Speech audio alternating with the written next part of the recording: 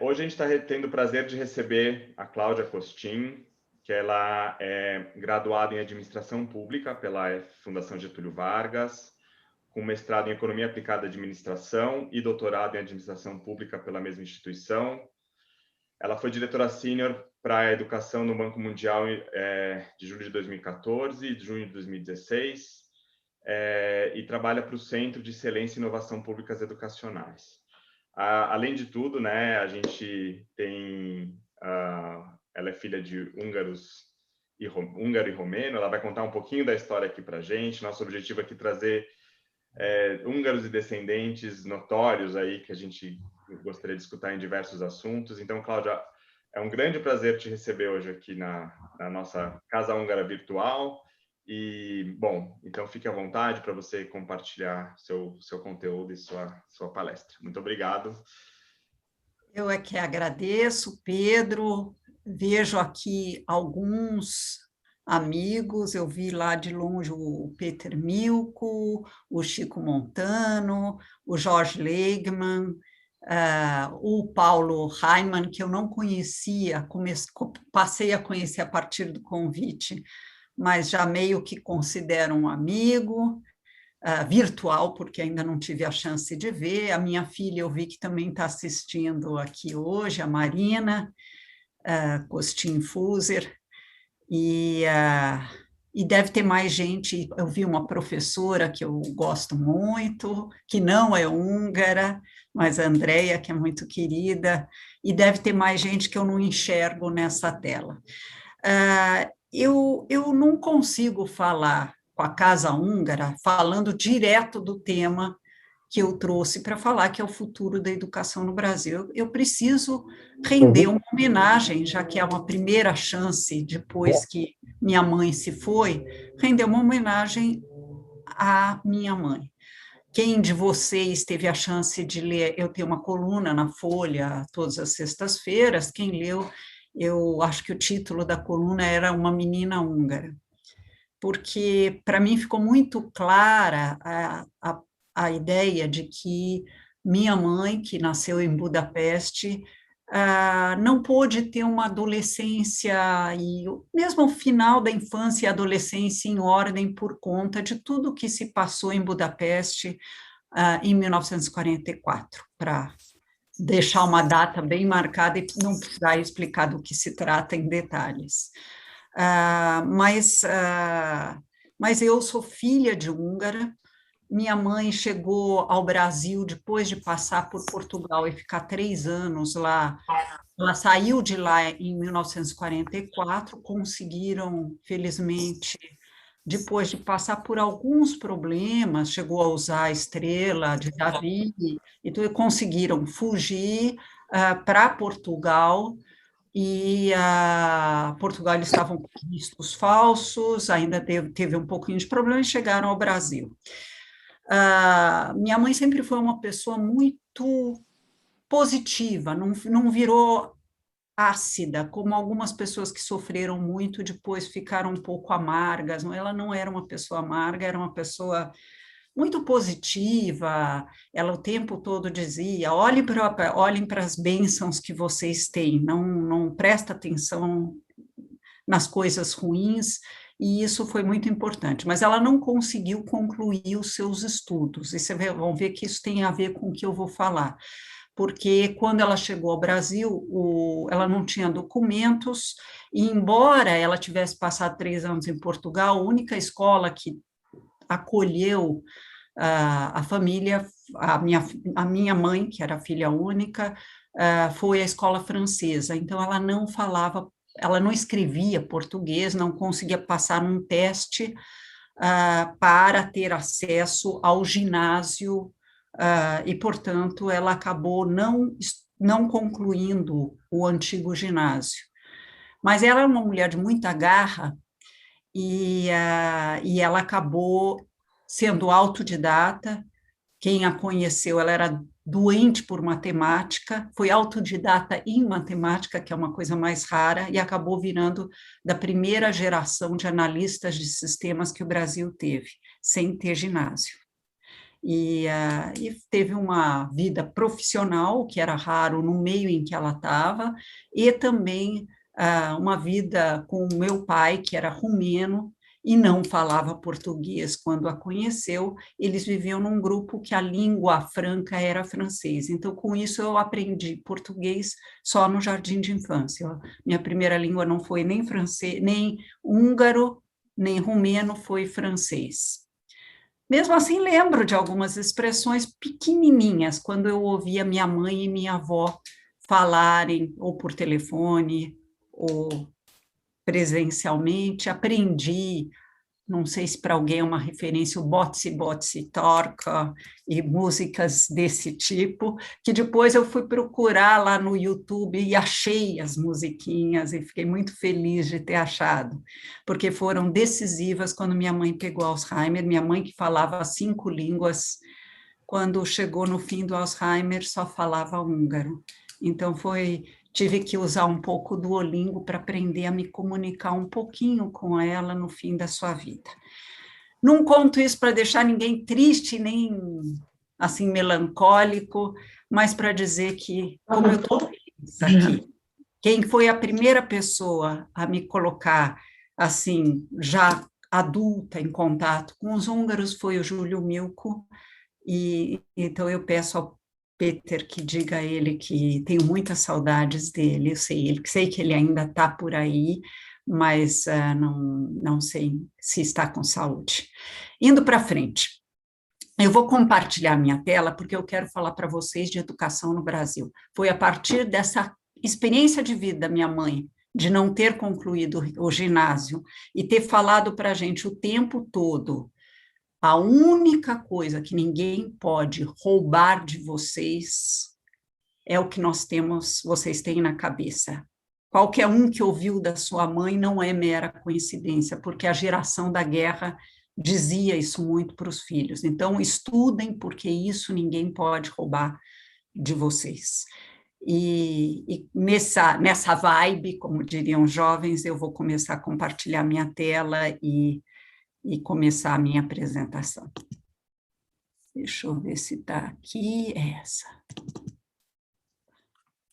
Deixa eu só voltar aqui para... Já estamos vendo. Estão enxergando? Sim. Certo, Pedro? Bom, então eu vou falar um pouco do futuro da educação no Brasil e começo, só para situar um pouco vocês, eu sou diretora do Centro de Excelência e Inovação em Políticas Educacionais, da Fundação Getúlio Vargas, que eu fundei assim que eu voltei de Harvard e do Banco Mundial. Eu dei aula no mestrado em educação na Faculdade de Educação de Harvard e voltei para o Brasil para criar um tipo de think tank sobre educação. E eu começo falando de um acordo, não dá para falar do futuro sem pensar o que a gente quer construir no futuro. E o Brasil, junto com 193 outros países, firmaram os Objetivos do Desenvolvimento Sustentável. Né? São 17 objetivos, tem um que é específico sobre educação. E ele diz que nós vamos assegurar educação inclusiva, equitativa e de qualidade e promover oportunidade de aprendizagem ao longo da vida para todos. Isso pode parecer uma coisa meio genérica, mas é algo de muito preciso. Se vocês voltarem aos objetivos do milênio, que falavam em educação só uma coisa: nós vamos garantir que todas as crianças do mundo vão ter acesso ao ensino primário, que é até o nosso Fundamental 1. Aqui nós não estamos falando mais só em acesso, nós estamos falando que tipo de educação nós vamos oferecer para todos. Então, ela tem que ser inclusiva, não vai ter um tipo de escola para criança típica e outra para criança com deficiência, uma para as meninas só para casar e outra para os meninos para valer, como eu vi muitas escolas no Paquistão, no Afeganistão, quando trabalhei no Banco Mundial, na Nigéria, por exemplo, mas nós vamos colocar as crianças juntas, e vai ser equitativa, o que quer dizer que não vai ter uma educação de primeira linha para quem nasceu em berço de ouro, e outra que qualquer coisa serve, que é para as crianças não estarem na rua. É educação de qualidade para todos, e qualidade significa, no ODS 4, aprendizagem. Não é piscina na escola, não é uma escola sofisticada, é uma escola em que todos aprendam aquilo que é necessário para cada idade. Indo para frente, deixando um pouco mais concreto com o que nós nos comprometemos para 2030, lembrando que faltam só 9 anos para 2030, né? Em que eu vou mostrar uma das metas em que se desdobra esse objetivo, esse ODS 4. Então, para ser bem específico, até 2030, nós nos comprometemos, junto com aqueles outros 193 países, que nós vamos assegurar a todas as meninas e meninos que eles completem educação primária, Fundamental 1, então tem que ter acesso e conclusão, e secundária, vai até o final do ensino médio. Hoje, infelizmente, a gente ainda não tem essa garantia de que todos os jovens vão terminar o ensino médio, e até que tenham acesso ao ensino médio. Nós ainda não universalizamos o acesso ao ensino médio. Além disso, tem que ser de qualidade, livre e equitativa, que conduza a resultados de aprendizagem relevantes e efetivos. Então, qualidade se traduz em resultados de aprendizagem. E quando a gente fala em relevantes, quer dizer, aquilo que é importante para aquela sociedade. Eu vou dar um exemplo bem bobinho que eu costumo dar para ilustrar o que quer dizer relevantes. Eu estudei no Colégio Nossa Senhora de Sion, que era um colégio bastante respeitado naquela época, e lá, então, as mocinhas, naquela época era só para meninas, e eram as mocinhas de elite que estudavam lá. E nós aprendemos, em português, uma coisa muito importante que eu sei que todos vocês aprenderam: orações subordinadas, substantivas, objetivas, diretas. Eu até agora não descobri muito bem para que serve isso, mas deve servir para alguma coisa muito importante, que ressaltaram muito isso.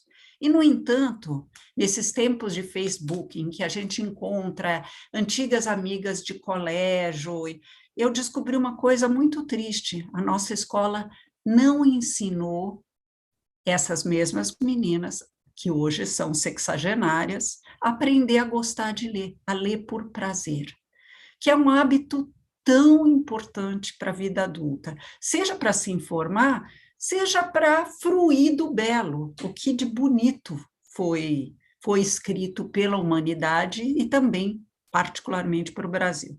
Então, tem que ser relevante, não basta ter resultados de aprendizagem.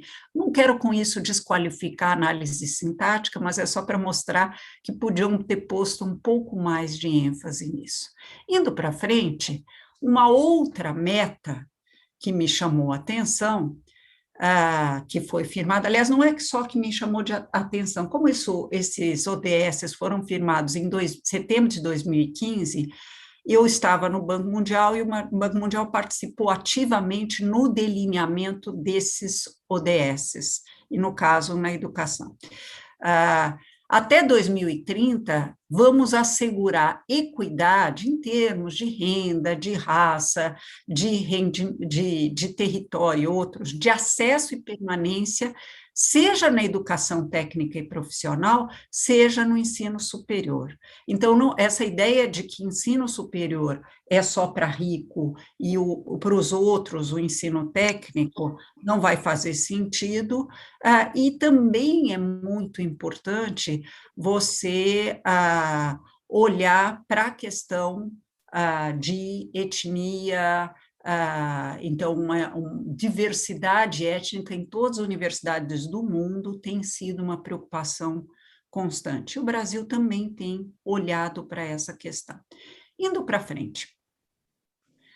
A gente assumiu todo esse compromisso importante para o futuro, por um futuro que não está tão distante, mas o Brasil, infelizmente, pré-pandemia, vivia já uma crise de aprendizagem. Eu não preciso contar para vocês que a educação brasileira tem desafios grandes. Eu trouxe alguns dados só para ilustrar o que eu estou dizendo. Em primeiro lugar, um dado que eu trouxe, ele vem logo do começo. Se você olhar só para as escolas públicas, e é bom lembrar que 81,7% dos alunos brasileiros estão em escolas públicas, não é que a escola pública é uma parcela pequena, às vezes a gente está muito focado no nosso mundo e esquece que grande maioria, pelo Brasil afora, está em escola pública. Bom, quase 55% dos alunos no terceiro ano do ensino fundamental, portanto, entre 8 e 9 anos, estão em níveis insuficientes de leitura, ou seja, eles não se alfabetizaram. E é muito triste, porque as escolas particulares de bom nível alfabetizam na pré-escola, e nós estamos dizendo que no final do terceiro ano do ensino fundamental, mais da metade das crianças não se alfabetizam nas escolas públicas. A profunda desigualdade social que o Brasil tem vai se converter em desigualdade educacional, e isso vai ficar muito claro. Bom, de uma maneira ou de outra, no quarto ou no quinto ano, as crianças acabam aprendendo, uma parte delas que não tinha sido alfabetizada até o terceiro, mas vão carregar essas dificuldades para frente. Chega no Fundamental 2, há uma queda do desempenho das crianças, depois a gente vai ter chance de falar disso, mas melhor dizendo, dos adolescentes. Só 75% dos alunos que entram no Fundamental 2 concluem o Fundamental 2. Uma parte deles, dos que concluem, não entra no ensino médio. E no ensino médio, uma parte que entra repete o primeiro ano algumas vezes até que abandona a escola. Entre os, entre aspas, sobreviventes no ensino médio, só 9,1% desses jovens no terceiro ano do ensino médio, no último ano do ensino médio, aprenderam o suficiente em matemática. Ou seja, de fato, vivemos uma crise de aprendizagem. Para completar, tem um exame que permite comparar países. É igualzinho. Desculpe. Tem um exame que permite comparar países organizado pela OCDE, que chama PISA. Ele é aplicado a jovens de 15 anos. Ele tem mostrado resultados estagnados para o Brasil. 79 economias participaram na última edição. O Brasil, depois de ter tido um certo progresso de 2003 a 2012, ficou estagnado, mas o pior do que ficar estagnado, o Brasil foi considerado a segunda economia mais desigual do ponto de vista educacional entre as 79 que participaram dessa edição do PISA. O que é muito triste, porque isso é pré-pandemia, e vocês imaginam que um ano letivo inteiro dentro de casa, uns em casas, com livros, com equipamentos, conectividade, enquanto outros estão, muitas vezes, amontoados num cômodo para poder estudar, enquanto os pais estão buscando alguma fonte de renda para alimentar a família lá fora, sem condições de apoiar. Teletrabalho foi uma realidade de classe média, não para os mais vulneráveis. Certamente essas desigualdades educacionais vão crescer bastante. Mas vamos para frente. Outro ponto que eu queria trazer que vem do PISA, eles, quando aplicam esse exame a cada 3 anos, eles também aplicam um questionário para os próprios jovens de 15 anos, para os seus diretores e professores. E o que apareceu como resultado é que a profissão de professor é muito pouco atrativa, só 2,7% dos jovens querem ser professor no futuro, quando perguntado qual a profissão que gostariam de ter. nós já sabíamos, todos nós que estamos nessa sala, que é pouco atrativa. Mas foi triste saber ter essa impressão registrada e documentada. Mas tem um outro ponto que apareceu, quando eles perguntaram para os professores como eles se sentem, se eles sentem que o que eles aprenderam na universidade os preparou para a sua profissão. E o que veio como resposta, e também não é uma surpresa, a Bernadette Gatti tem mostrado nas suas pesquisas isso muito, que a formação que eles recebem na faculdade é muito desconectada da realidade da escola, do que eles vão precisar como prática profissional. Eu queria fazer um parênteses aqui, e até falar de um livro muito interessante que chama A Grande Gripe, do John Barry. Nessa obra, o John Barry conta um pouco sobre a gripe de 1918, também chamada de gripe espanhola, embora o termo não seja correto, e ele mostra que até o final do século XIX, nos Estados Unidos, a formação do futuro médico também era excessivamente teórica e excessivamente divorciada da realidade da profissão. Não tinha hospital universitário, não tinha laboratórios, era uma série de palestras. E isso terminou nos Estados Unidos a partir do momento que a Johns Hopkins se instalou lá, e eles passaram, ao constatar que funcionava muito melhor, com um maior diálogo entre teoria e prática, a fazer uma vistoria em todas as faculdades que oferecem curso de medicina, e acabaram fechando mais de 1.000 faculdades de medicina por não ter diálogo entre teoria e prática. Por que eu estou contando isso? Porque isso tende a acontecer no Brasil, porque já aconteceu na Finlândia há 40 anos, eles, em guerra com as universidades, tornaram a profissão de professor muito mais profissionalizante, como era no antigo magistério, até para quem tem isso como uma referência. No Chile, há cerca de 7 anos. Não é à toa que o Chile é um dos melhores, é o melhor país no PISA na América Latina. Mas não tem só dados de crise, tem uns dados positivos, e quando a gente não presta atenção em dados positivos, o risco é, ao tentar transformar uma coisa que está errada, jogar a criança junto com a água do banho. Há uma prova que é feita a cada 2 anos que gera um índice educacional que se chama IDEB, e que mostra se tem tido avanços ou não a política educacional. Da mesma maneira que na saúde é muito importante olhar com base em evidências científicas, não haver negacionismo científico, a educação deveria ser assim também. A educação é muito tentador falar de coisas poéticas, bonitinhas, engraçadinhas, e não prestar atenção se no fim do dia as crianças aprendem ou não. Por isso que foi muito importante ter construído um conjunto de indicadores para saber se a educação está melhorando ou não.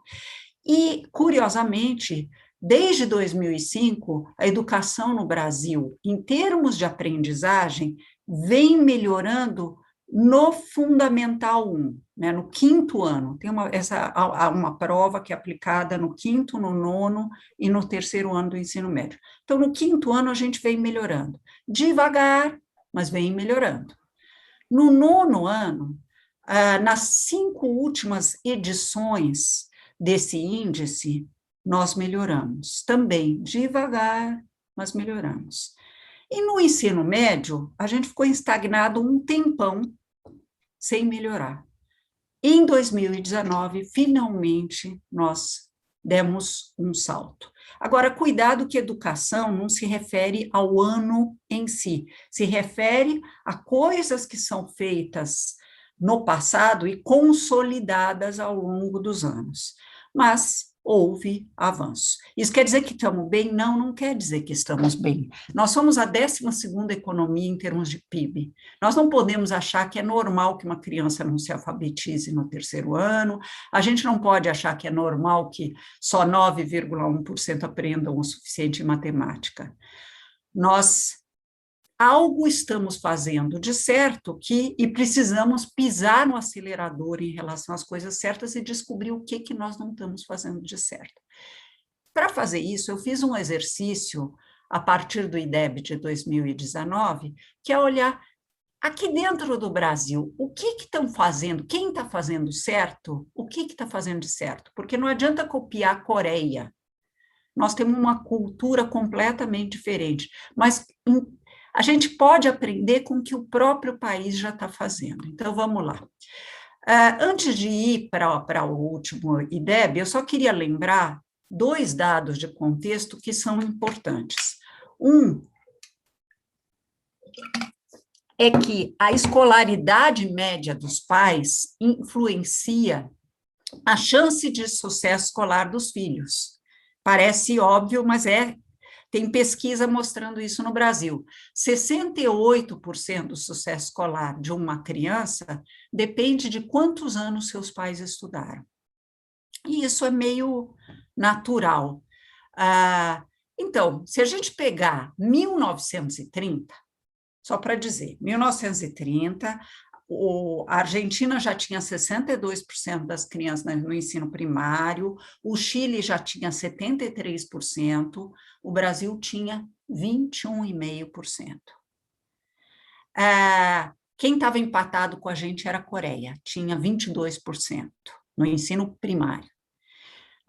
No final da década de 60, que é quando eu estudei, eu tenho 65 anos, nós tínhamos só 40% das crianças no ensino primário, ou seja, entre 30 e 60 nós avançamos muito lentamente.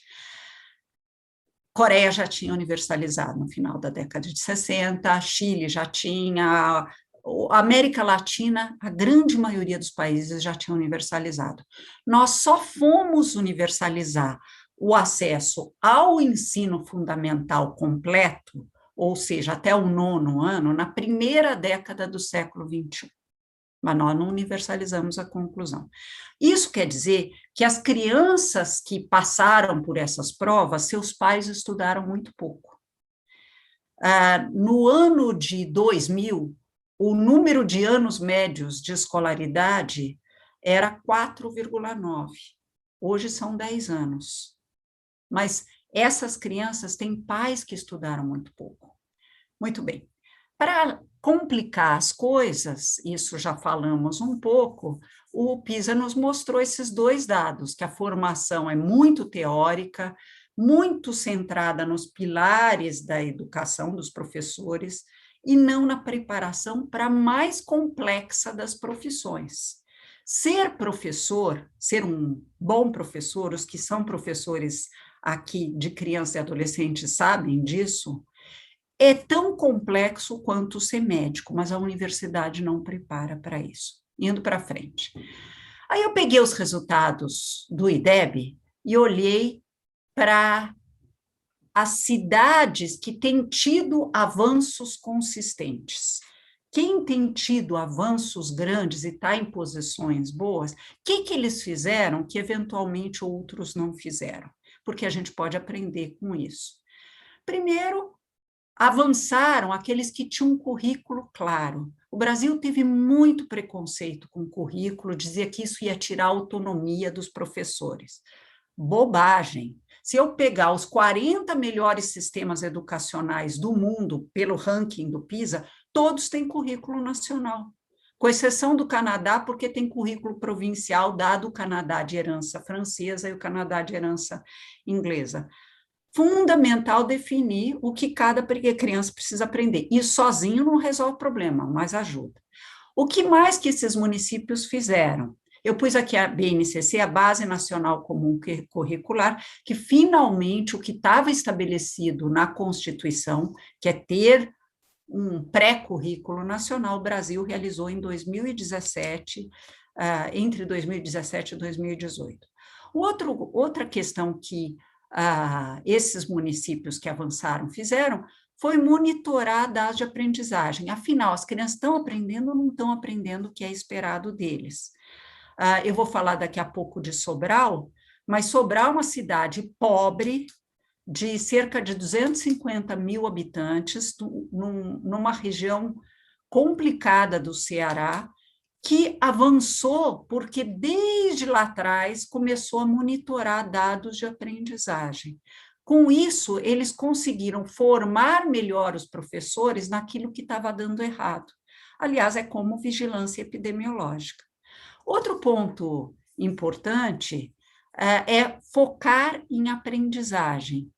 É muito tentador em educação comemorar todas as efemérides, fazer festas usando recursos da educação para um monte de coisas, todo mundo acha lindo, todo mundo acha, ou fazer prédios escolares que são símbolo daquele governante, mas o que interessa em educação é se as crianças aprendem.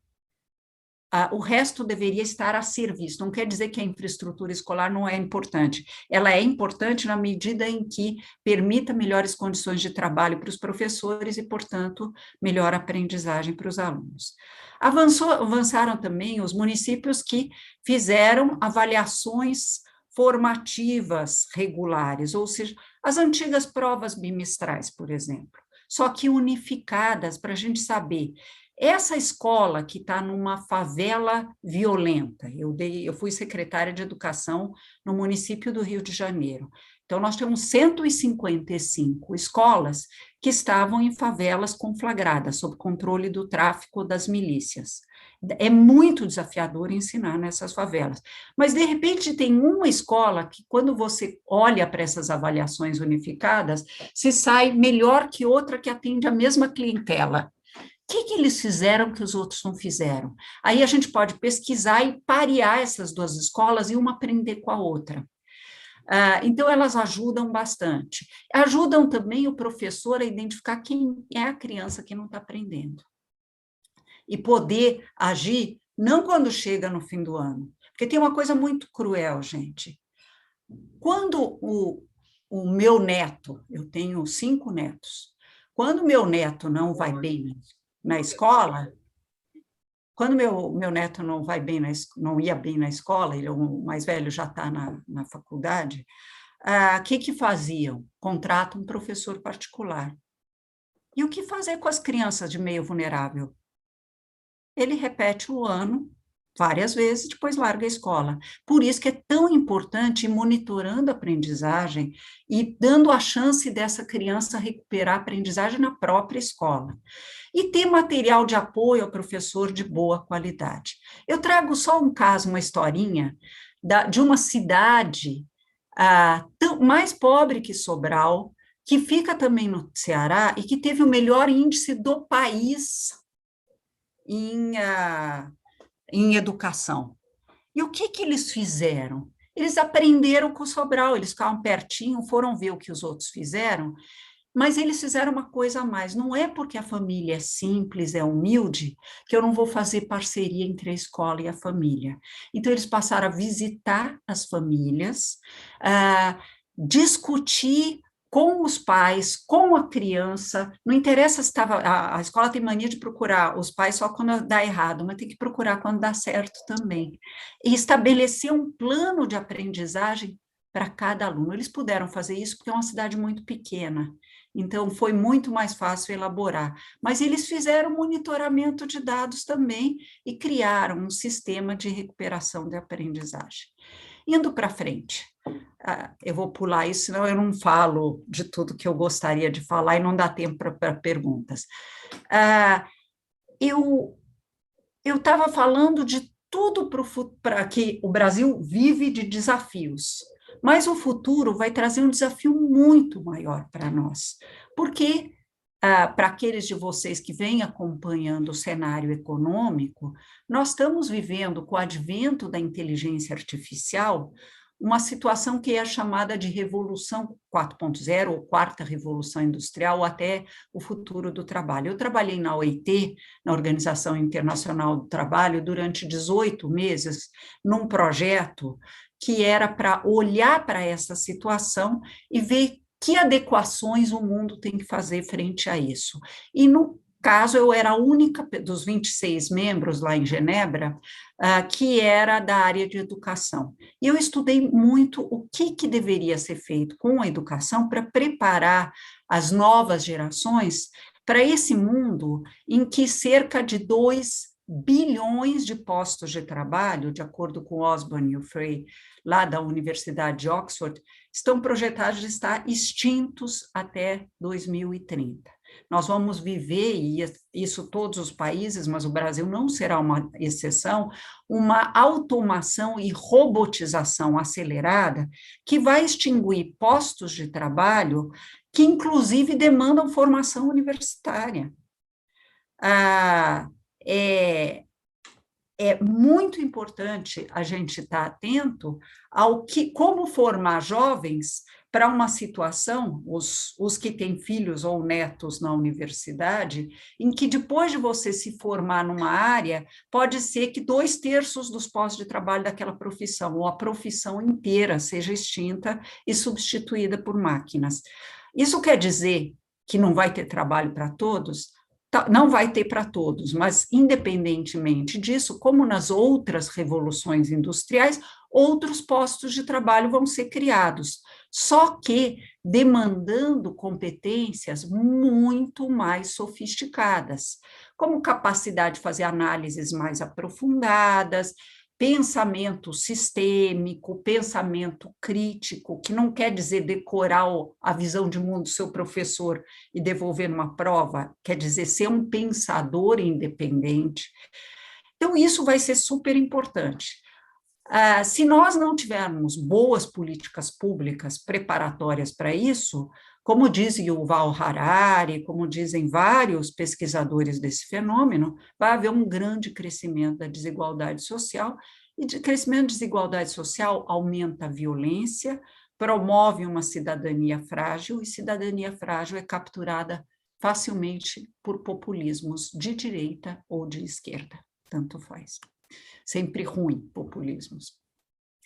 Frente a isso, o que os países que têm bons sistemas estão fazendo com a sua educação para se preparar?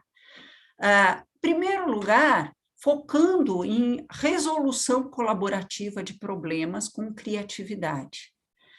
É muito menos, como diria o Edgar Morin, um grande pensador da educação, é muito menos manter as disciplinas fragmentadas. Ele fala que a educação francesa precisa religar os saberes, é colocar as disciplinas em diálogo numa resolução colaborativa de problemas complexos, ensinar desde a pré-escola, crianças e jovens, e na faculdade continuar com isso, resolvendo problemas com criatividade. Criatividade não é fazer coisas engraçadinhas. Criatividade é pensar fora da caixa, testar o não testado ainda, colocar as ciências da natureza e as artes em diálogo, por exemplo. Então, flexibilizar os currículos e promover interdisciplinariedade vai ser super importante. Sim, vai ser importante investir em cultura digital. Desenvolver competências digitais nos professores e nos alunos vai ser muito importante, como a pandemia nos mostrou. Infelizmente, foram os países que pensaram nisso antes. A Estônia é um grande exemplo disso, está certo que é um país pequenininho, mas a Estônia foi um grande exemplo disso, e Uruguai, na América Latina, que pensaram em desenvolver competência digital antes de nós, tinham conectividade e conseguiram, com as escolas fechadas, trabalhar melhor. Não estou dizendo que isso substitui a escola, que não substitui, mas pelo menos algum aprendizado foi garantido. E desenvolver competências para o século XXI, que são as competências socioemocionais, como trouxe 3 exemplos aqui: a adaptabilidade, empatia, abertura ao novo, podia falar de persistência, uma série de coisas que a antiga professora normalista sabia trabalhar, mesmo sem pensar no século XXI. Depois voltamos a isso. E o protagonismo do aluno. O protagonismo do aluno é formar o aluno para a ideia de que ele é portador de sonhos de futuro e que ele pode ser o empreendedor da sua própria vida. Formar para a autonomia, formar uma pessoa que não vai depender de caridade alheia, que ele é preparado para se considerar o principal empreendedor da sua vida, mas, ao mesmo tempo, seja capaz de solidariedade, você ser autônomo e solidário ao mesmo tempo. E só uma pessoa que se sente completa, não acha que todos devem algo a ele, é que é capaz de uma solidariedade que começa no seu país e se completa com cidadania global. Eu vou pular isso para dizer, para já ir caminhando mais para o final, para a gente ter tempo para as perguntas. Eu queria falar que isso vai trazer uma profunda transformação no papel do professor no futuro. Porque se o mundo vai ser tão incerto, se o mundo vai extinguir postos de trabalho numa velocidade sem precedentes, o que vai obrigar os jovens a se reinventarem de tempos em tempos profissionalmente. O professor vai ter que mudar completamente o seu fazer. Então, primeiro, uma das questões mais importantes que o professor vai ter que aprender é como é que a gente ensina o aluno a pensar, a ser um pensador autônomo. Como eu disse, não decorar o ponto de vista do professor e devolver numa prova, mas saber pensar sozinho. Quem decora o ponto de vista do seu professor e devolve numa prova, acaba sendo presa fácil de líderes geniais das massas. Não é isso que nós queremos. E a Hungria, para falar do país que eu sinto um pouco como o meu, foi presa de duas formas de lidar com líderes geniais das massas, né? Não preciso falar do nazismo e do stalinismo, né? Que foram duas coisas que se fizeram presentes lá. Então, o professor vai ter que deixar de ser mero fornecedor de aulas expositivas, como ele é visto, ou como ele se vê hoje, nesse mundo que tem professores youtubers, que tem... Ele não vai mais fazer sentido esse negócio, para ser muito mais um assegurador de aprendizagens que ensina a pensar. Como é que funciona isso? Se o ensino híbrido, de fato, acabar se implementando, em que o aluno, a partir de conectividade, vai poder, por exemplo, em casa, assistir um vídeo que foi selecionado por seu professor, ou preparado por ele, e depois na escola ele, mão na massa, aprende a pensar usando os conceitos aprendidos, ele vai ter que mudar completamente o seu jeito de atuar e de se perceber. Ele é um assegurador de aprendizagem. Às vezes se diz que o professor deveria ser um facilitador. Não é facilitador, é mais longe do que isso. É assegurar que todos aprendam, não só os que já estão motivados. E também um pesquisador, mas não é um pesquisador sobre questões conceituais, é um pesquisador sobre a sua própria prática e sobre seus alunos. Um médico, um bom médico, é um bom pesquisador. Se ele não se atualizar constantemente, se ele não pesquisar a condição de saúde de cada um de seus pacientes, ele não avança. Outra coisa que o professor tem que avançar nesses novos tempos é parar de se perceber como a imprensa o retrata. A imprensa, infelizmente, retrata o professor muito como um ser de quem nós deveríamos ter pena. E eu estou falando isso com a maior tranquilidade, porque eu comecei minha vida profissional como professora de educação básica. Hoje sou professora universitária, mas eu comecei dessa maneira. E é importante olhar para como que a sociedade olha para o professor. É como se ele fosse digno de pena, mas não de respeito profissional. E o professor, muitas vezes, acaba vestindo isso, essa autopiedade. Não, o professor tem... Olha, a pandemia mostrou professores capazes de práticas fantásticas. Eu fui mentora de 50 secretários municipais de educação e 3 estaduais e acompanhei muito de perto a prática de professores em educação indígena, professores que dão aulas em comunidades ou favelas, professores lá do sertão de Pernambuco. É impressionante o que os professores fizeram, nas condições que eles tinham. E o professor vai ter que também, se são tempos de resolução colaborativa de problemas, se colaboração é a palavra de ordem da Revolução 4.0, né, ou da Revolução Industrial, a quarta Revolução Industrial, ele vai ter que aprender colaborativamente e planejar colaborativamente. Eu vou pular tudo isso e vou chegar em 2 slides finais, que é o seguinte: nós vivemos a Covid, 1 ano e pouco sem aulas presenciais. Houve uma coisa que a mídia, de alguma maneira, mostrou, mas não o suficiente, um esforço grande para assegurar alguma aprendizagem para os alunos em casa. Mesmo nas escolas públicas, mesmo nas escolas rurais, alguma coisa foi feita. Mas, evidentemente, que isso não foi suficiente. Dada a baixa conectividade, e uma coisa é você dar aulas pela internet, então, portanto, é síncrono, eu falo, os alunos ouvem, eles reagem, eles levantam as dúvidas e as coisas podem acontecer. A outra coisa é mandar cadernos escritos, guias autoinstrucionais para casa, então as crianças preenchiam, 15 dias depois recebiam um retorno disso, ou aulas na televisão ou na rádio que não tinham interatividade. Mas, bem ou mal, quando isso acabar, que vai demorar bastante para acabar, porque a volta às aulas, que está se ensaiando em alguns lugares, ela vai ser lenta, gradual, os alunos em rodízio, vai ser alguma coisa bastante desafio. Mas depois dessa crise, o que vai acontecer?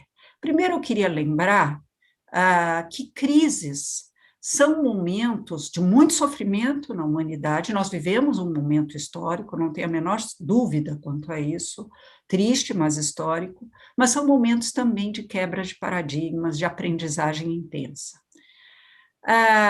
E é como se, nas crises, nós temos que sair da nossa zona de conforto e repensar o que está acontecendo.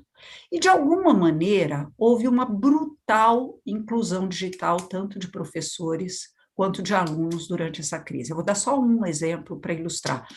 O Maranhão, que eu acompanho de perto, eles estão, um dos estados mais pobres da federação.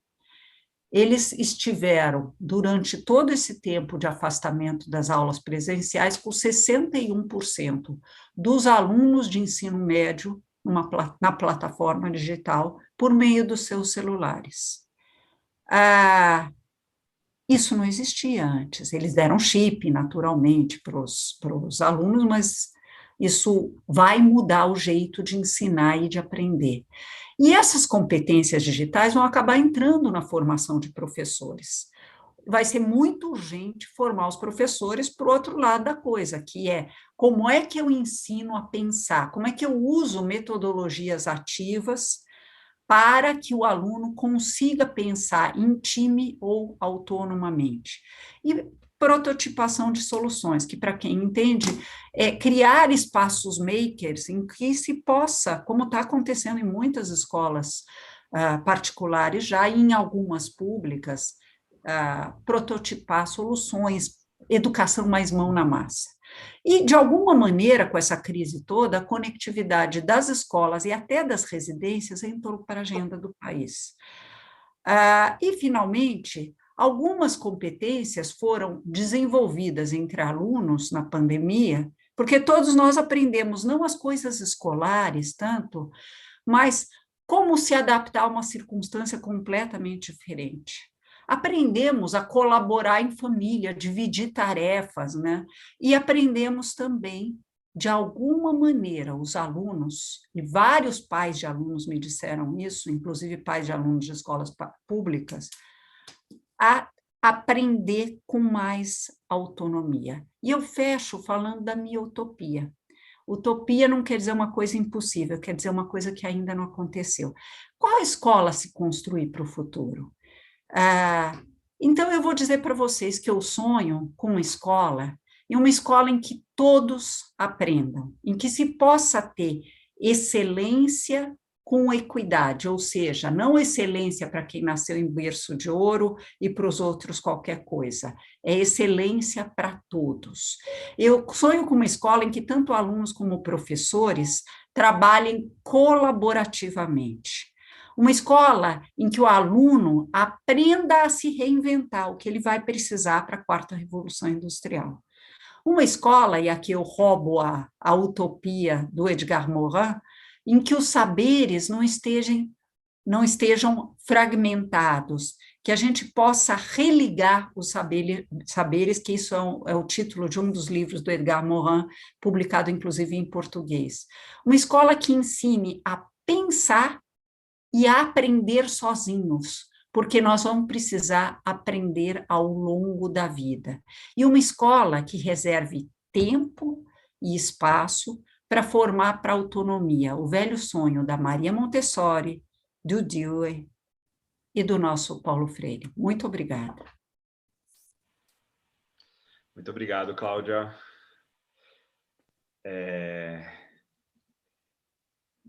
A gente está aqui, eu estou abrindo aqui o chat com algumas perguntas.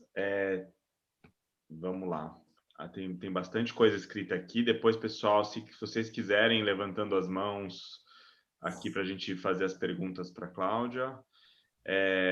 Eu estou procurando aqui uma que eu já tinha passado. Tem uma pergunta da Andréa Barreto aqui, falando que alguns pensadores da educação falam em trazer a lógica da educação infantil para todos.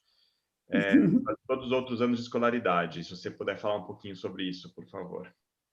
Vamos fazer uma coisa para garantir que mais pessoas tenham suas perguntas respondidas? Tá. Vamos pegar 3 de cada vez, pode ser, Pedro? Pode, claro. Tem uma aqui e tem já outra no chat, então, da Spiri Juji, perguntando sobre a...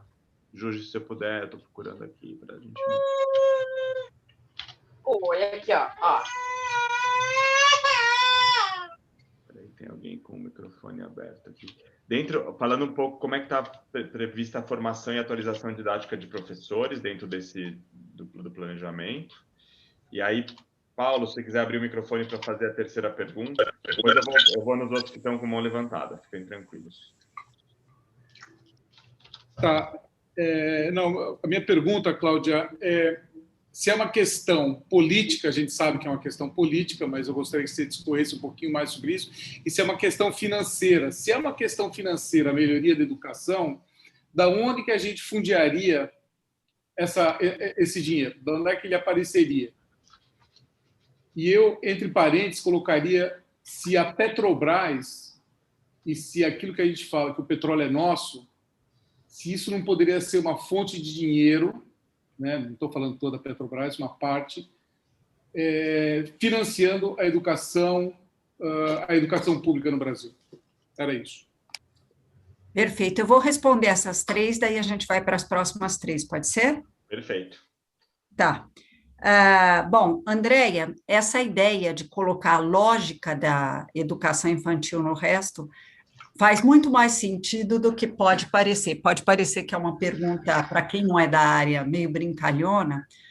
A educação infantil bem feita, ela dá um trabalho danado, porque ela envolve olhar para a experiência da criança e você, ao mesmo tempo, ter objetivos de aprendizagem. E uma criança aprende muito na interação com os adultos relevantes. São fases, vamos guardar as proporções, né? A adolescência tem outras demandas, mas vamos lá.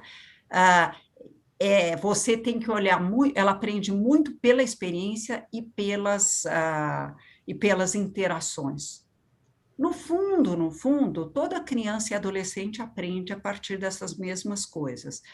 Faz sentido, sim, você pegar essa lógica que vem na questão do lúdico, que é importantíssimo nessa etapa da educação infantil. A educação infantil é creche e pré-escola.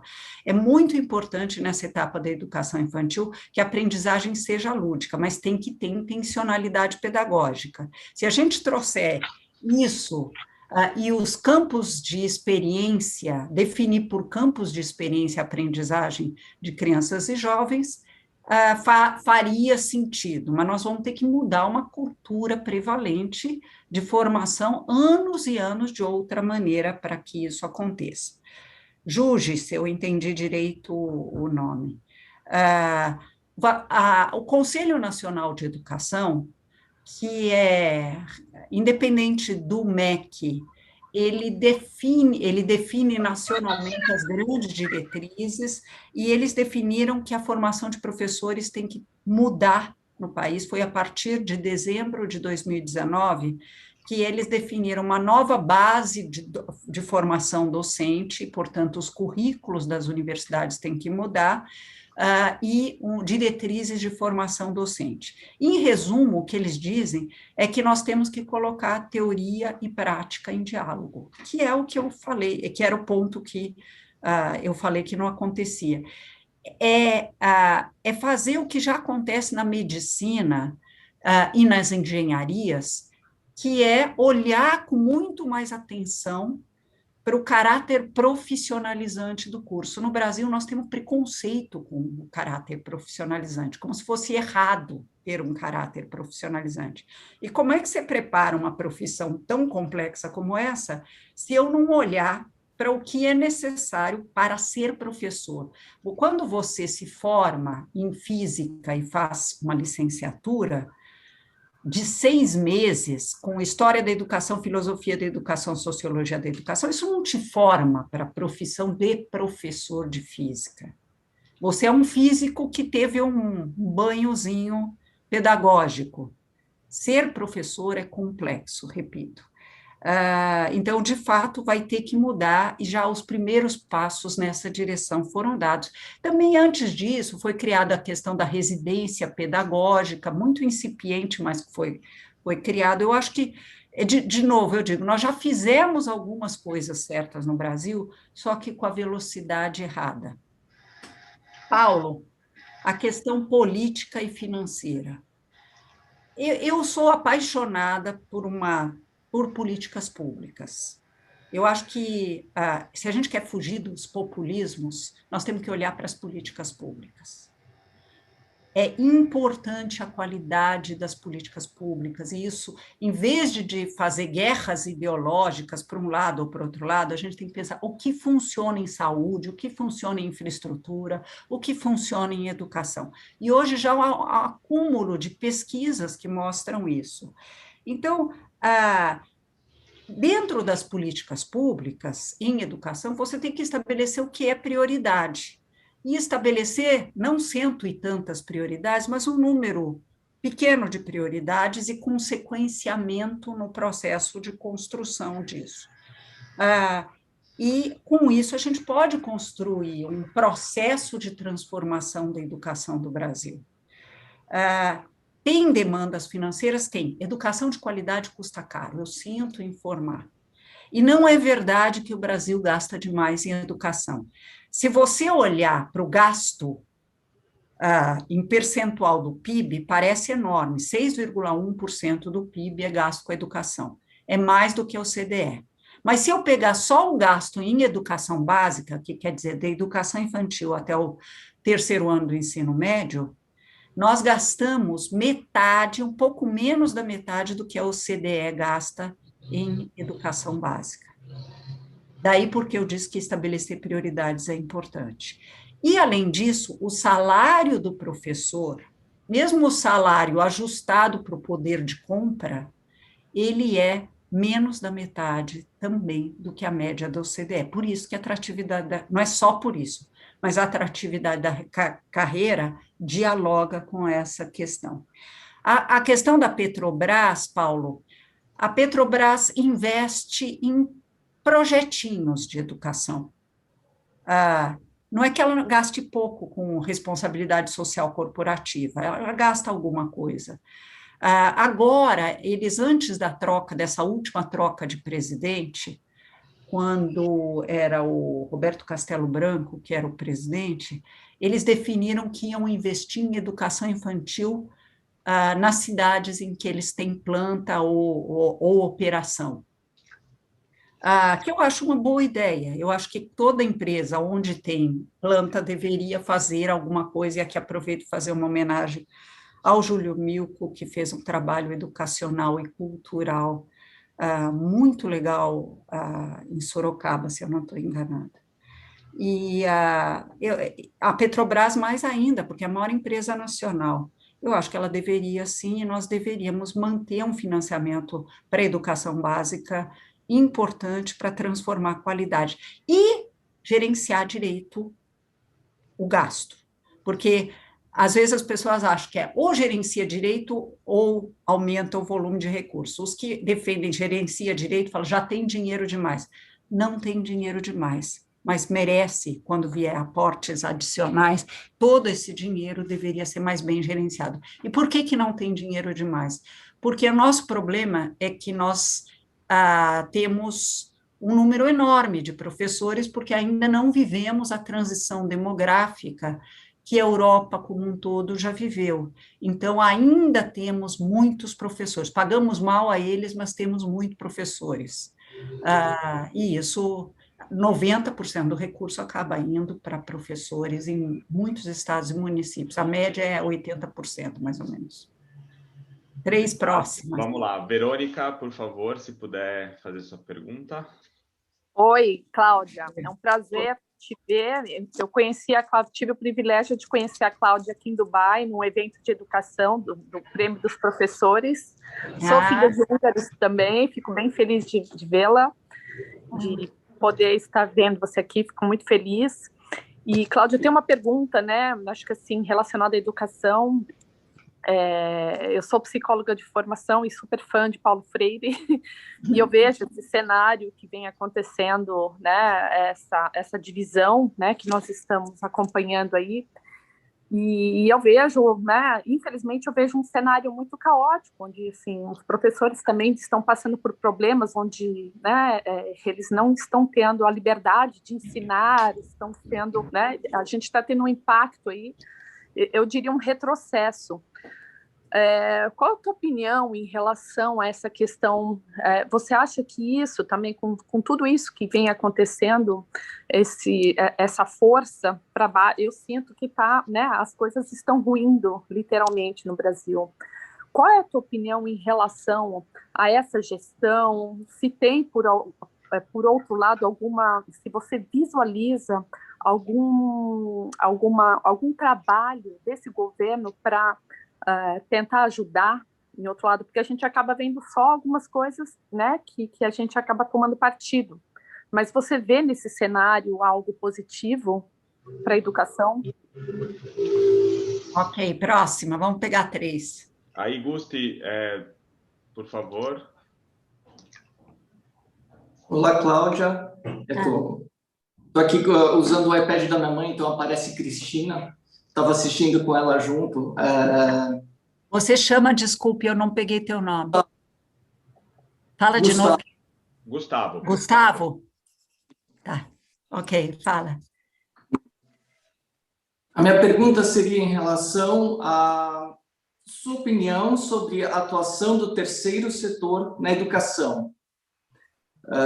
Aqui eu estava olhando os dados aqui da Sinapse do GIF, que é um censo do terceiro setor e do investimento social, e, enfim, aqui a gente vê que dos 133 respondentes, 75% atuam em educação, e também dos 133 respondentes, 50 atuam por meio de capacitação dos jovens, 50% no apoio do desenvolvimento de políticas públicas e 14% no monitoramento do poder público e orçamento. E aqui, pensando um pouco na pergunta do Paulo, né?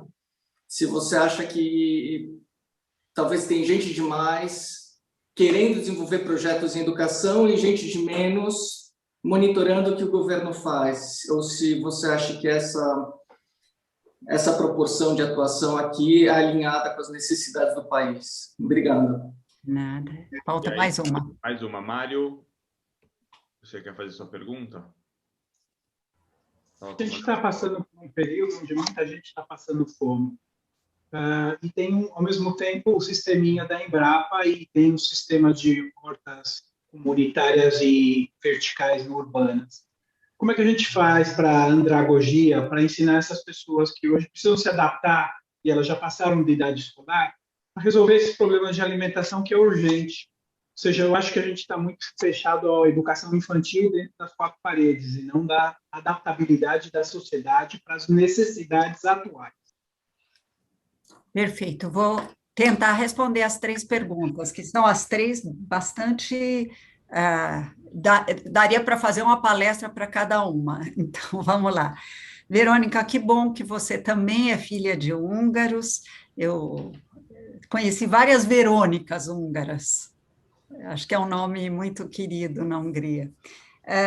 E sim, eu sou do júri do Global Teacher Prize, da Fundação Varkey, então acompanho a cada ano. Estava em Dubai, agora não vai ser mais, não foi mais em Dubai, foi virtual, o do último ano. E a questão da autonomia do professor. Deixa eu falar um negócio importante sobre autonomia. A Finlândia é o país que dá mais autonomia para o professor. Eles têm um currículo preciso, o Ministério da Educação escolhe o livro, essa ideia de que não há, que currículo tira a autonomia de professor é uma bobagem, você tem que definir com clareza os direitos de aprendizagem das crianças e jovens, e dentro disso, eles formam os professores com um preparo fantástico no mestrado profissional, e a partir daí eles têm autonomia. É importante a autonomia do professor?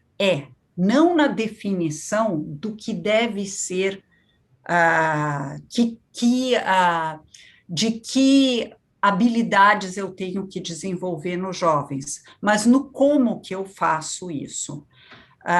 Porque em educação há que haver um certo sequenciamento no desenvolvimento de habilidades. Então, se o professor de 3º ano pega uma turma que não foi alfabetizada, porque os professores de 1º e 2º acharam que não era idade ainda de alfabetizar, ele tem um problema grave, porque já tem um currículo relacionado a outras coisas. Essa pressão que os professores brasileiros sentem hoje, ou verbalizam hoje, eles já sentiam no passado. Eu comecei como professora, eu posso garantir isso, já existia no passado. E é uma pressão que não é muito diferente em relação a outras profissões, só que ela é mais sofrida porque o professor não foi preparado para a prática. É como se ele sai da universidade, vamos supor que eu viro um engenheiro, para partir para um outro exemplo. Eu faço faculdade de engenharia e só me ensinaram resistência de materiais, mas não me ensinaram como é que eu faço um projeto, como é que dentro da área que eu selecionei. Engenharia é complicado porque tem várias. Aí me pedem, constrói um prédio. Eu nunca fiz isso. Eu vou me sentir muito pressionado e eu vou tender a fazer exatamente o que eu vi os meus professores, quando eu fui aluna, fazerem. Ou o que os meus professores de faculdade faziam. Todos eles escreviam no quadro e eu copiava num caderno, e é isso que eu vou fazer. Então, eu tenho a impressão que parte da ansiedade profissional tem mais a ver com despreparo e falta de apoio, né? Porque lembra que eu coloquei lá nos slides, tem que ter material de apoio adequado, tem que ter um sistema de reforço escolar, né? Tem que ter outras coisas que complementem o trabalho do professor. mas ele se sente muito angustiado porque ele não se sentiu preparado para isso. Com relação a um governo que está ruindo. Então, eu vou ser obrigada a falar o que eu acho do atual Ministério da Educação. Eu normalmente não falo de política, porque eu quero falar com todos, eu não quero ficar falando só com a minha bolha. Mas eu preciso falar do MEC. Infelizmente, colocaram o MEC dentro dessa guerra ideológica maluca. Não fizeram isso com o Ministério da Economia, não fizeram isso com alguns, com da infraestrutura, mas como, não sei, foi quase criminoso, quer dizer, o que o Abraham Weintraub falou, eu acho que vocês devem lembrar naquela triste reunião de ministério, em que o Abraham Weintraub fala assim, eu ouvi vocês, meus colegas, falando, e cada um falando seus projetos. Eu não tenho projetos, eu quero acabar com essa raça, e apontou na direção do Supremo. Eu falei, quer dizer, ele está dizendo que não precisa ter política educacional. Por isso que as coisas estão ruindo. Daí tiraram, e aí já tinham botado o Vélez, já botaram outro, e agora o ministro atual. O ministro atual é um pastor evangélico que acabou de botar, que se formou numa faculdade de segunda linha, nada contra pastores evangélicos, não me entendam mal, não é isso. Mas ele não tem o preparo para esse cargo e acabou de tirar o diretor da CAPES, que vai julgar a qualidade das universidades, das instituições de ensino superior, e botou a pessoa que criou uma faculdade, que tira nota 2 na avaliação da CAPES, que é uma das piores avaliadas, para avaliar a qualidade das universidades, dizer se elas podem funcionar. Eu gostaria que se olhasse com seriedade para a política educacional. Não tem que olhar para professor como coitadinho, não tem que olhar para todos com respeito profissional e para uma área complexa, com a complexidade que ela demanda. Então, desculpe o desabafo, mas eu fico muito brava. Tiraram o diretor do INEP, botaram uma pessoa que não entende estatísticas educacionais. Eu acho que a gente está indo por um caminho meio complicado. Mas tem uma coisa no atual governo, em educação, que eu concordo, que é a alfabetização. Todas as pesquisas feitas sobre como que o cérebro aprende, de novo, eu não gosto de negacionismo científico, inclusive em educação, mostram que essa moda que surgiu nos anos 70 na Europa e nos Estados Unidos, e que foi abandonada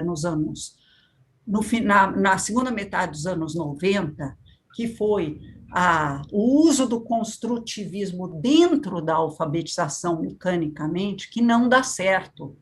A Marianne Wolf mostra que 60% das crianças, é uma neurocientista especializada em literatura, em leitura e em alfabetização, ela mostra que 60% saem analfabetos. E é o índice que eu mostrei para vocês, 55% no caso brasileiro. Se você não alfabetiza ensinando o código letrado, ensinar para quem não é da área de educação, no fundo ensinar o babebibobu, ensinar que a letra B tem um som de B, que consciência fonológica e tudo mais. E, finalmente, o MEC, da forma mais esquisita do mundo, mas resolveu abraçar essa ideia, vamos começar a ensinar como as pesquisas mostram que o cérebro funciona. Gustavo, vamos lá. Monitorar versus investir em educação.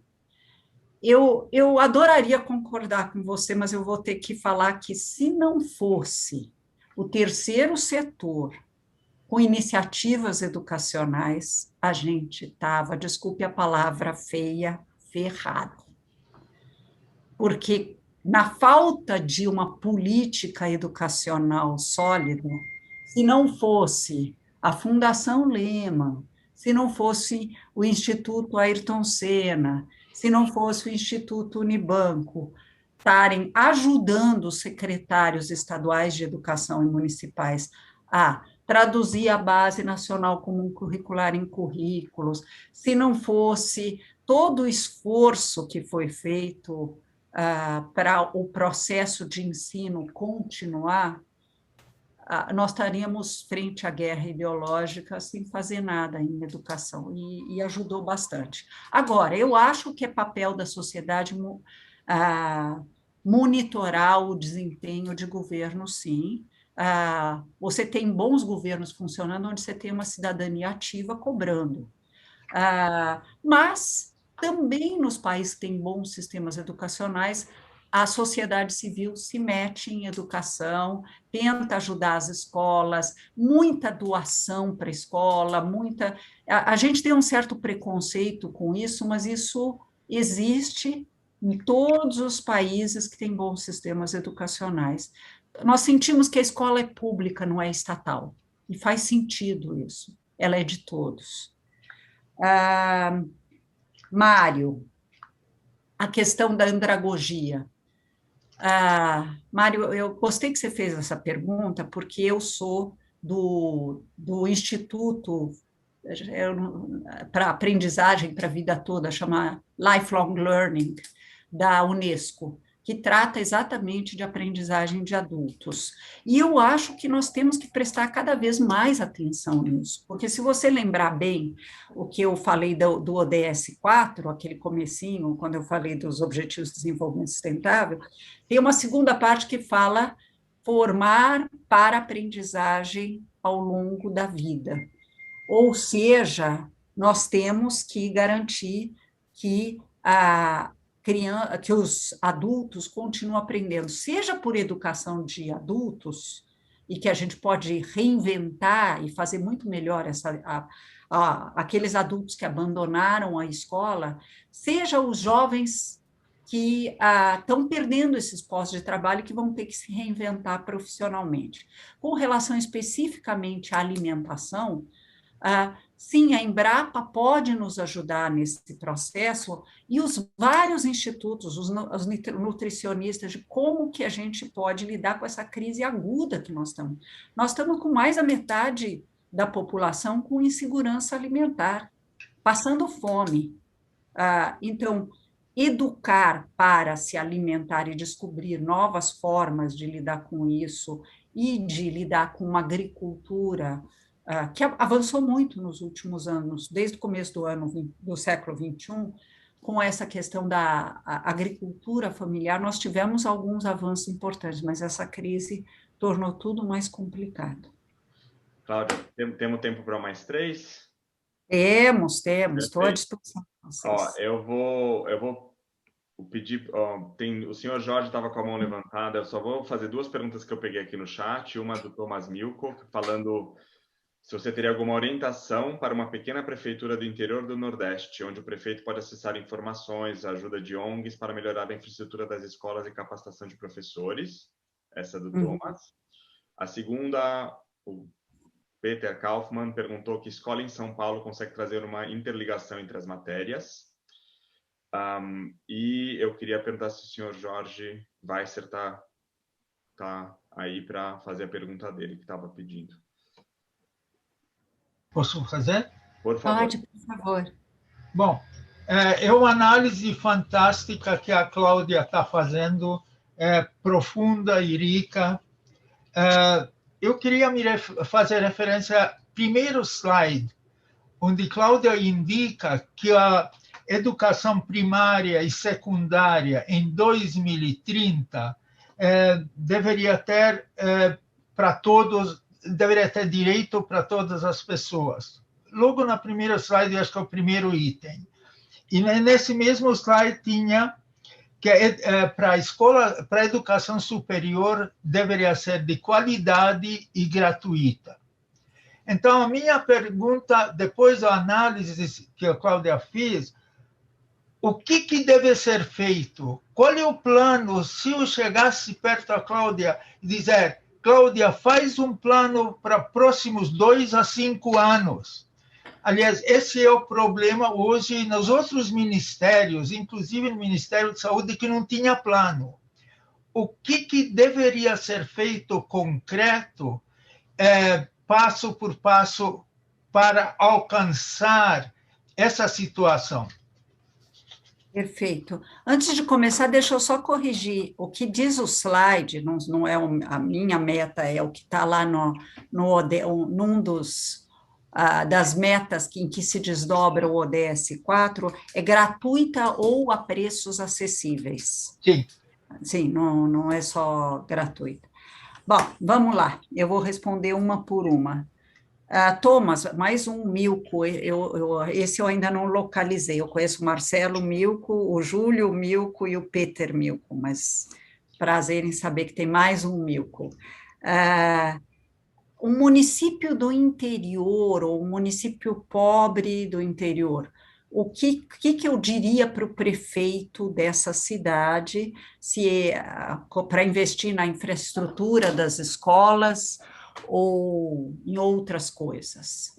No fundo, tem um slide que eu não mostrei, mas eu vou mandar meus slides para o Paulo Raimann, que é quem eu tenho o WhatsApp, que mostra o seguinte: você tem algumas coisas que têm funcionado em todos os que estão indo bem e que colocam uma agenda de melhoria contínua para a educação, porque a gente não consegue resultados de curto prazo na educação. Leva tempo para constituir uma melhora que vá não crescendo. Então, você tem que ter um bom currículo, você tem que ter, e isso provavelmente esse município pode construir a partir do currículo estadual, porque como o Brasil fez entre 2017 e 2018 uma base nacional comum curricular, isso teve que ser traduzido em currículos estaduais. Depois, os municípios completaram isso com dados do seu município, especialmente os pequenos fizeram. Então, a história do município, que é importante para a economia desse município, isso ou aquilo é importante, então eu acrescento nisso. Depois, a ideia de fazer avaliações sistemáticas para saber se as crianças estão aprendendo, cada 2 ou 3 meses, uma avaliação unificada. Na verdade, é o equivalente em educação da vigilância epidemiológica. Eu vou olhar se, no fim, adquirir a competência para ler e entender um texto. Essas crianças estão adquirindo ou não estão adquirindo o nível de dificuldade de cada idade. E, a partir disso, eu também estou respondendo uma parte da pergunta do Jorge. Raciocínio matemático, o que uma criança precisava saber, e aí eu aplico uma prova unificada. Vamos supor que esse município tenha 10 escolas, se nas 10 escolas isso está sendo aprendido, eu faço uma prova unificada. Hoje já existem até isso no computador organizado, e quem quer ajudar um município pequeno pode ajudar a adquirir uma plataforma em que as crianças na própria escola façam essas avaliações, e a gente tem um consolidado para ver, tirar a temperatura, sabe, tirar a febre, para saber, está avançando, não está avançando, para o professor entender bem como que cada criança está no seu processo de aprendizagem, como cada turma está, para poder nortear a política educacional. Eu tentaria ter professores que estão dedicados exclusivamente a uma única escola, porque é muito mais fácil ter trabalho colaborativo se aqueles professores trabalham juntos só com aquelas crianças, e não tem que ficar indo entre 3 ou 4 municípios se deslocando para dar aulas para poder completar uma jornada semanal. Isso quer dizer que os concursos públicos deveriam ser para 40 horas e não para 10 horas, 16 horas e assim por diante. Depois eu mando esse negócio, porque senão eu vou gastar todo o tempo. Mas a infraestrutura depende, porque você falou que é um município pobre, depende quão insuficiente é a infraestrutura atual da escola, porque tem algumas coisas importantes. Eu me lembro quando o Maranhão resolveu montar o programa Escola Digna, porque as escolas dos seus municípios eram de taipa. Aí não dá para ter processo de ensino, tem riscos de doenças, tem outras coisas. Ou se a escola não tem ventilação, vamos voltar às aulas com o vírus no ar. Se vai voltar com o vírus no ar, tem que ter ventilação na sala, é fundamental. Então, tem algumas coisas como essa. A outra coisa que eu faria, todo prefeito achar lindo construir creche de 0 a 3 anos, e especialmente para as crianças de 0 a 1, em top de bercinhos, isso é dinheiro rasgado. Se nós não temos dinheiro para fazer tudo, que tal focar, como Boa Vista, em Roraima, fez? Falou assim, primeiro eu vou fazer uma creche adequada para as crianças de 2 a 3, que é onde é mais complicado achar que quem cuide das crianças e onde, do ponto de vista de desenvolvimento psicológico e neurológico, é mais importante. Verdade que nós não temos licenças, maternidades importantes, mas já que eu estou excluindo, eu vou usar critérios de preferência. E a outra coisa, a prioridade absoluta de vagas em creche para as crianças que são do cadastro do Bolsa Família, e agora nós temos o cadastro do auxílio. Esses seriam os conselhos iniciais que eu daria para um prefeito. Não sei qual município, mas fica aqui. Peter Kaufmann, se eu entendi bem, qual a escola que interliga os saberes? Eu estou tentando lembrar o nome da escola do Ricardo Semler, que fez um trabalho muito legal de conexão entre os saberes, e aquelas que conectam saberes são aquelas que trabalham com aprendizagem baseada em projetos ou em problemas. Funciona bem. Lumiar, exatamente. Então, ele faz isso, ele está fazendo isso, inclusive, com algumas escolas públicas, ele está apoiando algumas escolas públicas. Tem também a escola,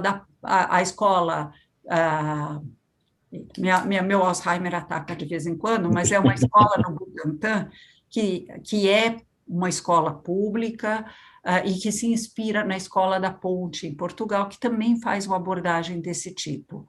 Então, existem escolas que vão por esse caminho e escolas que deram alguns passos nessa direção, né? O Colégio São Luís vem avançando nessa direção, o Santo Américo também, os que trabalham com International Baccalaureate, tem várias a Beacon School, tem várias línguas que estão indo nessa direção também. E para o Jorge, bom, como é que a gente chega nisso? Tem uma série de coisas que precisam ser feitas. Eu vou dar um sequenciamento assim mínimo. Primeiro, investir bem em educação infantil. Educação infantil, repito, é creche pré-escola. Por quê? Porque é uma etapa em que eu posso nivelar as diferenças de origem socioeconômica no desempenho escolar futuro dessa criança. Então, do ponto de vista de garantir não só a excelência, mas a equidade, é fundamental olhar para as famílias mais vulneráveis e garantir uma educação pré-escolar de boa qualidade. A outra coisa que precisa ser feita é alfabetizar entre a pré-escola e o primeiro ano, mudando o sistema de alfabetização nosso, que não é baseado em ciência. E fazer isso de forma lúdica. Como a Andrea, que participou aqui, colocou a primeira pergunta, você não precisa enfileirar as crianças de primeiro ano simplesmente porque elas chegaram no primeiro ano e parar com toda a ludicidade. A criança pequena aprende brincando. E dá para ensinar coisas até bastante complicadas por meio usando gamificação, inclusive. Hoje a tecnologia permite fazer isso para um número grande de crianças. Monitorar os dados, já falei bastante disso, não soa poético, mas se você não fizer isso, você está se auto-enganando. Mas monitorar para dar devolutivas para os professores. A escola é um espaço em que você deveria desenvolver uma cultura de colaboração, ou seja, não é um lugar para profissionais liberais. Ser professor não é ser profissional liberal. é um trabalho de equipe, de time, e por isso que eu disse que é tão importante ter contratos de trabalho para o professor, que ele seja contratado para 40 horas, como qualquer profissional de nível superior. Então, ele trabalha 40 horas numa única escola, ele cria vínculo com os alunos, com os pais dos alunos, com os seus colegas, com um tempo para poder planejar conjuntamente. A lei já diz que ele tem que ter esse tempo, mas como o professor dá aula em 3 ou 4 escolas, ele acaba gastando esse tempo viajando de um município para o outro, ou no caso de São Paulo, indo de uma ponta a outra da cidade, que também não ajuda ele. Com relação ao ensino médio, é parar de infantilizar os adolescentes e jovens. Uma das coisas mais bacanas, e isso fica para a Verônica também, que a Finlândia fez, foi, em vez de chamarem os pais, eles chamam os jovens no ensino médio. É com ele que a gente vai discutir. Se eu ensino ele que ele é o protagonista da sua própria vida, ele é o protagonista da sua vida escolar. E, portanto, é com ele que eu vou discutir os sonhos de futuro. Então, reservar um tempo para isso. O melhor estado em ensino médio público no Brasil é Pernambuco. Como é que eles fizeram isso? Eles puseram toda a rede de escolas de ensino médio, ou 80% das redes de escolas de ensino médio, em tempo integral, e tem um tempo reservado para discutir os sonhos dos alunos e torná-lo um protagonista da sua vida futura. Isso muda a relação com o jovem, e isso pode e deve ser feito. Valorizar o ensino técnico e profissional, que eu acho que a gente hoje são só 9% dos jovens de ensino médio que estão no técnico e profissional. As regras novas do novo ensino médio são muito mais favoráveis para uma valorização do ensino técnico e profissional. O Estado de São Paulo está fazendo um novo currículo de ensino médio técnico e profissional bem bacana, que eu acho que vai atrair muito mais jovens para isso. E o acesso ao ensino superior deveria ser alguma coisa em que você faça no primeiro ano um certo nivelamento das aprendizagens, daquilo que ele vai precisar nessa vida adulta em que ele vai ter que se reinventar múltiplas vezes. Então, retomar essa questão de como é que eu penso, como é que eu penso cientificamente. Isso é fundamental, não é à toa que o International Baccalaureate enfatiza tanto metodologia da pesquisa científica. E isso deveria ser valorizado, não de uma forma chata, mas ensinando os jovens a pensar cientificamente, a pensar historicamente, não só saber de cor fatos e datas. E fazer mais crédito universitário, porque não é só 80% das faculdades brasileiras, das instituições de ensino superior brasileiras são privadas, não são públicas. Então, tem que ter um crédito universitário mais adequado, menos burocrático, e que permita que jovens que trabalham e que eventualmente não vão para a USP, Unicamp e Unesp, possam aprender sem contrair dívidas para o resto da vida e poderem ter um ensino significativo. Não acertamos, repito, quando a gente troca o diretor da CAPES e coloca uma pessoa próxima do ministro e que formou uma instituição sem a qualidade necessária. Mas, esperança, eu sou uma pessoa, e eu termino falando isso, que não sei ser pessimista. Tá no meu DNA, eu aprendi assim, eu tive, como eu disse no começo da minha fala, uma mãe que viveu tudo que ela viveu e se manteve otimista. E acha que se ainda não há luz no fim do túnel, ainda é porque está chegando, nós vamos chegar lá e nós vamos persistir e lutar. E eu só sei esperançar, olhar para a vida com muita esperança e achando que cabe a mim fazer muita coisa para isso, como tem que caber a cada um de nós. Era isso que eu tinha para falar hoje, não sei se ainda... Ah, eu esqueci de falar uma outra coisa, só a última coisa, Pedro. Se alguém ficou com alguma pergunta que não conseguiu fazer, eu todo dia estou no Twitter escrevendo só sobre educação, não escrevo sobre se eu gosto do Dória ou do Bolsonaro, não escrevo se eu acho esse ou aquele lado, se eu estou torcendo para o Lula, ou para não sei quem, ou para o Boulos, ou para quem. Eu escrevo só sobre educação, porque eu sou obcecada por educação. Não sei como é que as pessoas falam de outro assunto que não seja esse, brincando um pouco com o tema. Mas, se vocês tiverem outras dúvidas, eu respondo muito rápido, tenho 86 mil seguidores lá, falando o dia inteiro sobre o que fazer para a educação. E a educação de um país só se transforma quando toda a sociedade considera que isso é uma agenda deles, quando não é uma agenda só de especialistas ou de quem já trabalha na área. Isso é o que importa para o futuro do Brasil. Na minha geração, repito, eu tenho 65 anos, já errou bastante, temos que cometer novos erros, não os que a gente já cometeu, e a gente se reinventa por meio da educação. Maravilha. A gente, na verdade, tinha mais uma pessoa com uma mão levantada, não sei se... Não, vamos atender a pessoa que está... Luísa, se você quiser fazer sua pergunta, a gente... na verdade, a gente pode fazer as duas finais também, porque senão a gente pode ficar para sempre. E obrigado pela sua disponibilidade no seu Twitter. Então, eu vou fazer a do Saulo, que está aqui no chat, depois Luísa, e a gente faz essas para encerrar, se for possível.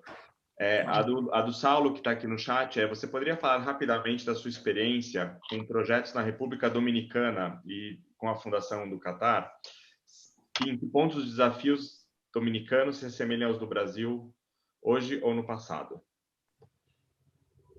Olha, depois tem a pergunta dela também, desculpa. Eu fiz uma palestra para a República Dominicana recentemente, mas eu não fiz um trabalho pessoalmente na República Dominicana, eu fiz via Banco Mundial. O trabalho de atuação e foi muito voltado ao ensino técnico e profissional. Com relação ao Catar, eu sou da Fundação Catar. A Fundação Catar, na verdade, ela organiza todo o processo educacional do Catar, mas em especial no ensino universitário. Eles estão tentando construir uma universidade para o futuro, eles têm um desafio enorme lá, porque o país é rico por conta do petróleo, e um dia vai haver uma sociedade livre de carbono, de petróleo, e as reservas um dia também vão acabar. Então, eles criaram um fundo, inspirados na Noruega, para investir em educação e, portanto, em capital humano, que é o que transforma ou permite diversificação da economia. É um país que tem um governo que não é exatamente uma democracia, então tem uma tradição, é um emirado um pouco mais... é um emirado, mas eles têm tentado fazer uma educação, um ensino superior de qualidade em parceria com as melhores universidades europeias e americanas. E eu integro o Governing Board, o Conselho de Governança da Fundação Catar. Eles têm também uma iniciativa muito interessante com educação básica também, que também lida, que é o WISE, que é uma conferência anual de inovação em educação. E algumas iniciativas brasileiras foram premiadas a partir da Fundação do WISE. Eu já fui 3 anos nisso, fui do júri também desse prêmio, e, de alguma maneira, eles competem com os Emirados, com o Dubai, né? Sim. Obrigado. Eu acho que a Luísa, então, vai fazer a nossa última pergunta de hoje, para a gente encerrar. Luísa, por favor. Tá. Boa tarde a todos, muito obrigada pela oportunidade. Acho, Cláudia, que nem é uma pergunta, é um final. Primeiro, eu quero dizer que eu também tenho esperança do verbo esperançar, e não do verbo esperar, como dizia Paulo Freire. Então, eu quero dizer a você que, primeiro, que você brindou a minha tarde com uma palestra excelente, eu me senti muito contemplada na sua fala. Então, eu sou Luísa, eu sou professora de uma universidade pública no estado do Paraná, na cidade de Maringá. Não sou filha de húngara, não tenho nada a ver com húngara, mas eu sou cunhada do Paulo Reimann, e por conta disso eu tenho acompanhado esse ciclo de palestras e tenho gostado muito, muito, muito, muito. E na sua fala, eu gostei muito do que você falou. Gostei muito, né? Tem coisas que a gente até poderia discutir, aprofundar. Mas eu gostei quando você fala dessa questão que nós precisamos fugir da briga ideológica e lutar por uma educação pública gratuita e de qualidade. Acho que é esse o nosso papel. Eu sou coordenadora aqui na minha universidade, Cláudia, do programa de pós-graduação em educação. E nós passamos o dia de ontem fazendo um documento para derrubar a nova presidente da CAPES. Veja, porque nós estamos indignados, né, com a indicação da presidência, né? Então, o que eu queria dizer para você, né? Eu queria dizer um pouquinho assim, ó. Eu acho que tudo que você falou é extremamente importante para nós. Acho que nós, os brasileiros, precisamos nos unir na luta por saúde e educação pública, né? Fazer uma resistência contra aqueles, né, que acham que quem pode paga, quem não pode não paga, entendeu? Não, mas a gente deveria dar direito de educação para todos. E também gostaria, claro, se você puder falar um pouquinho, se não puder, mas eu gostei muito quando você falou das metodologias ativas, porque eu também pesquiso metodologias ativas. Mas a impressão que a gente tem ainda é que metodologias ativas é para as escolas dos ricos, sabe? Que não é para a escola pública. As pessoas acham isso. Não, o professor da escola pública fala, eu não tenho condição de fazer isso, eu não tenho formação, eu não tenho capacidade, e acha que é isso. Então, é uma espécie de uma ideia de que nós temos uma escola para o rico e uma escola para o pobre. Então, se você puder falar um pouquinho, mas quero dizer para você assim que eu amei de paixão a sua fala, eu acompanho a sua coluna na Folha, até por conta do Paulo, então quero parabenizar os organizadores, assim, olha, fantástico, fantástico. Eu não poderia ter um sábado melhor do que esse, do que ouvir você nessa tarde. Muito obrigada. Bom, muito obrigada. Posso já responder ou tem mais uma? Pode, por favor, pode, vamos. Tá. Obrigado. Tá.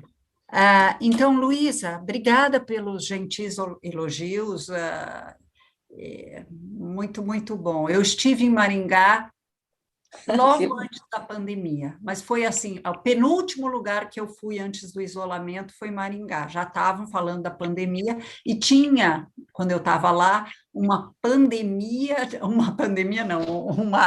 um problema com a dengue. Era dengue? Não era dengue. Dengue. E fui visitar aquele parque bonito que vocês têm, eu não vou esquecer de Maringá, fui fazer uma palestra lá. O Parque do Ingá, maravilhoso. Lindo, lindo, adorei. Bom, com relação a metodologias ativas, rapidamente, eu gostei do que você falou, não tem que ter uma escola para rico, outra para pobre. Quando a gente fala que é equitativo, quer dizer, a escola que o pobre recebe deveria ser melhor que a que o rico recebe, porque, de uma maneira, nada contra ricos, não. É que é o seguinte, eu vim de uma família que não teve dificuldades, graças a Deus. Meus pais me levavam em museu, meus pais me levavam para ouvir música clássica, meus pais me davam livros, quer dizer, eu tive uma série de facilidades que as crianças que vêm de famílias vulneráveis não têm. Então, a escola deveria, de alguma maneira, fazer ação afirmativa, dar mais a quem tem menos.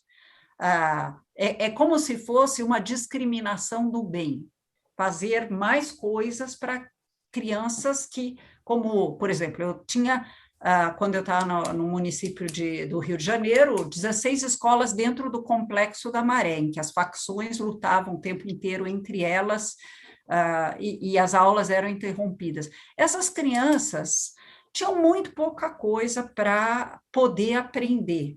Ora, nessas escolas, eu pude colocar laboratório de ciências em todas as escolas, que eu não tinha dinheiro para pôr em todo lugar. Então, você olha com carinho adicional para as áreas de vulnerabilidade, para que eles tenham mais. Olhar com mais carinho para as bibliotecas escolares, olhar com mais carinho para o que você pode oferecer para essas crianças que vivem uma situação muito desafiadora. Então, só para comentar rapidamente metodologias ativas, para quem não é da área de educação, que tem a ver com essa coisa de educação mão na massa que ensine a pensar. É o aluno aprender a aplicar os conceitos. Conversando com o André Schleicher, lá da OCDE, da Educação, ele dizia que o aluno brasileiro sabe a tabela periódica de cor, mas não sabe o que fazer com ela. Não sabe pensar cientificamente. Ele sabe, ele decorou aquelas coisas, mas ele não sabe para que serve. É disso que nós estamos falando quando a gente fala de metodologias ativas. Tem uma pirâmide, não dá tempo nem de aprofundar, chamada pirâmide de Glasser, que mostra como é que a gente aprende. Ouvindo uma aula expositiva, você aprende 10%, mas se você aprender participando de debates, ativamente participando de debates, prototipando soluções, discutindo com os colegas em grupos, depois fechando em plenária, quer dizer, são dessas coisas que nós estamos falando, para tentar tornar um pouco mais concreto. Muito obrigado, Cláudia. Enfim, eu não sei nem como te agradecer, foi maravilhoso te receber, te escutar, enfim, e um privilégio também do nosso lado, da Casa Húngara. Você abrilhantou nossa tarde como... Eu não sou da área, mas também me sinto muito privilegiado de escutar você falando. E em nome da Casa Húngara, eu queria te agradecer por esse tempo, por dividir o seu conhecimento e dividir um pouco do seu pensamento conosco. Como eu falei, a gente vai publicar essa palestra para nossos canais, né? E te agradeço também essa disponibilidade. E, mais uma vez, te agradecer por essa tarde, por essa disponibilidade em nome da Casa Húngara, e agradecer a participação de todos também que estiveram aqui conosco. A gente chegou a ser mais de 70 pessoas conectadas hoje, então foi muito bom, tá? Muito obrigado, viu, Cláudia? E obrigado a todos. Eu é que agradeço. Agora, em troca, eu quero comida húngara, hein? A gente vai honrar, pode deixar, espere. E aí eu queria avisar a todos que, além da gente dizer que isso vai estar disponível aí para todos, a gente no dia 22 de maio vai ter a nossa próxima palestra do ciclo de palestras. Nessa próxima a gente vai estar com a Ilona Sobol. E, enfim, a gente vai divulgar depois nos canais da Casa Húngara, mas só para vocês já terem essa data em mente. Como eu falei, essa palestra de hoje mais tarde ainda vou subir tanto no canal de YouTube da Casa Húngara quanto no nosso Facebook, para deixar disponível para quem quiser divulgar. E no resto dos eventos também, quando a gente começar a fazer os eventos online, todos ficam sabendo dos mesmos canais. E aí, Cláudia, também reitera o convite do Chico, né, do Ferco, como a gente chama aqui, para quando a casa estiver aberta, a gente vai também te esperar pessoalmente com comida também, e muito bem. Muito obrigado. Cláudia, você está morando aonde? Em que parte do mundo agora? No mesmo lugar onde era a casa, Francisco. Que legal! Na Edgar Egídio de Souza. Sim, eu lembro da casa. Hoje ao lado da Pizzaria Camelo. Pizzaria Camelo. Isso, ok. Não, é bom saber que você está em São Paulo e eu espero que a nossa casa logo esteja podendo receber presencialmente e vamos fazer um jantar com você, sem dúvida. Tá bom? Tá ótimo. Muito obrigado. Abraço. Muito obrigada e foi bom rever alguns velhos amigos e fazer novos. Tchau, gente. Obrigado, gente. Boa tarde. Obrigado. Parabéns para todos Obrigado. que organizaram e que conduziram. Obrigado, Jorge. Ciao, gente. Szép jó estét mindenkinek. Ciao, ciao. Jó éjszakát, de Budapest. Ciao. Köszönöm. Köszönöm. Sziasztok! Szia! Szia, köszönöm.